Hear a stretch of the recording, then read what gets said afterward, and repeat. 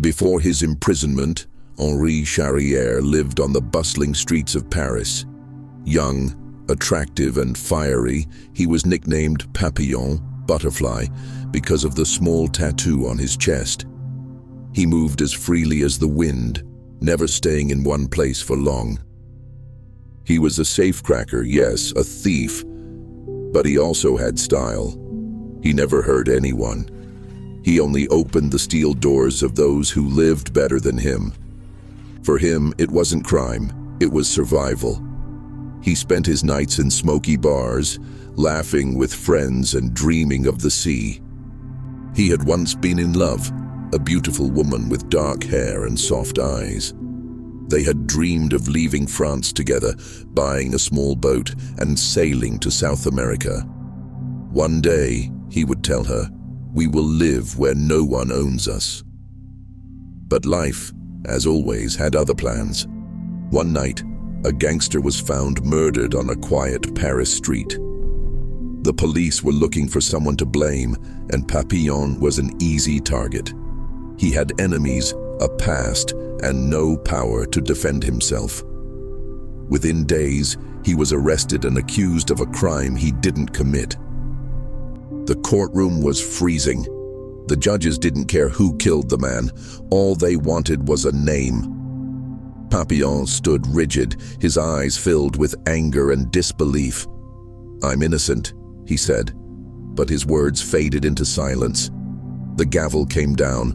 Life imprisonment. They shaved her hair, erased her name, and gave her a number. As the prison ship waited at the dock, she looked back one last time. Paris, the city of her dreams, had vanished behind the fog. The butterfly had been caught, but not killed.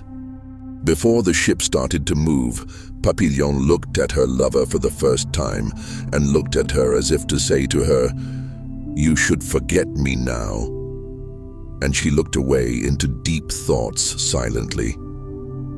The ship creaked as it reached the shore of French Guiana. The sky was gray, heavy with rain. For weeks they had crossed the ocean, chained like animals. Now before them stood the prison colony, a place the guards called the Island of No Return. When Papillon stepped off the ship, the air hit him like fire. The humidity wrapped around his body and mosquitoes covered his skin.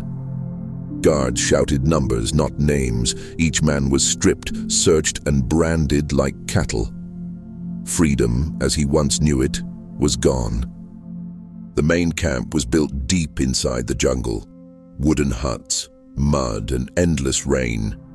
Prisoners worked under the burning sun, cutting trees, building walls, carrying stones. Disease spread faster than hope. Many died before they ever finished their first month. In that chaos, Papillon found one face he trusted. Louis Dega, the forger he had met on the ship. Dega was weak, terrified, and constantly watched. Papillon swore to protect him. In return, Dega promised to finance his future escape. A fragile friendship was born. The warden addressed the new arrivals. Try to escape once, you get 2 years in solitary. Twice, 5 years. If you fail again, you die here. His words were cold, his eyes dead. Papillon listened in silence, but deep inside he already planned his freedom.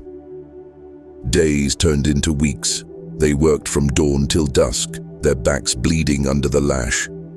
Food was rotten, water was scarce.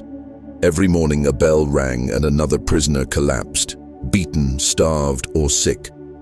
Hope was the rarest thing on the island. After months of waiting, Papillon made his first plan. With 2 others, he stole a canoe from the supply dock. They paddled into the dark sea, chased by bullets. For a few hours, the taste of freedom filled his lungs, until the waves overturned the boat and the jungle swallowed him again. They caught him. The guards smiled as they dragged him to a small concrete cell. 2 years, the warden said. No light, no voice, just you.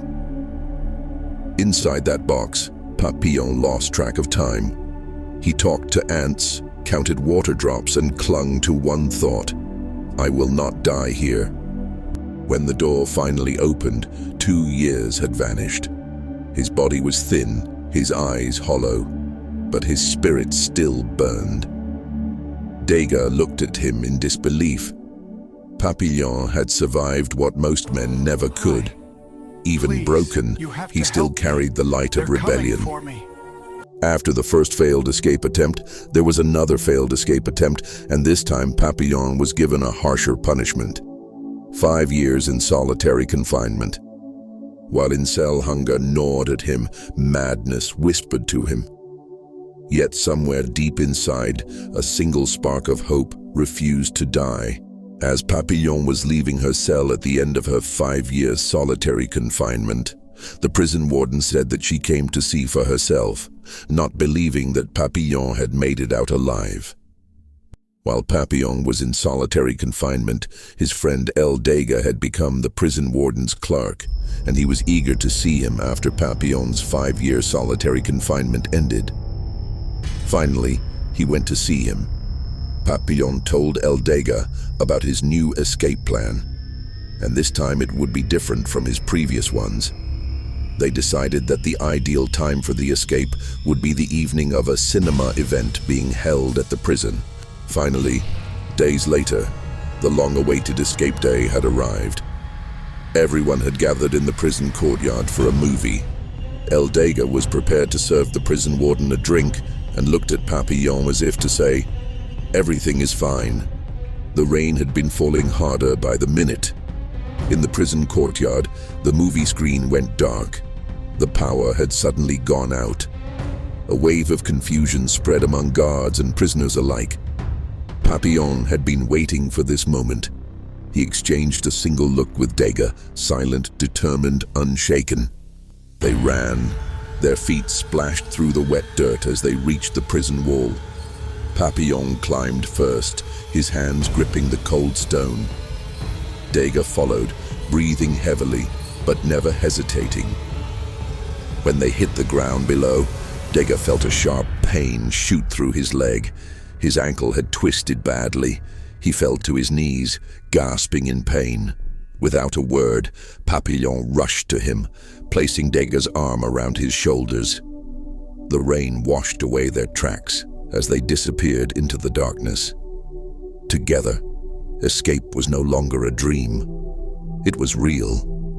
They had escaped, but freedom had been brief. After days of hiding in the jungle, the guards found them at dawn. They were exhausted, starving, and unarmed. Papillon refused to abandon Dega, so they surrendered together. They were chained and shipped back across the sea. During the transfer, they were separated.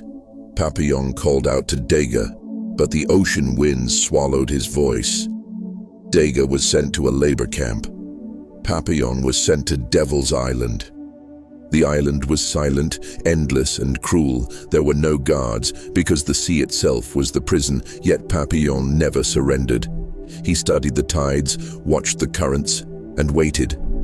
When the time came, he built a small raft from coconut husks and rope.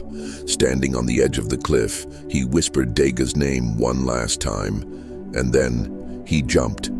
The waves crashed over him, but he resurfaced, clinging to the raft, carried slowly into the open ocean. He was hurt, he was alone, but he was free.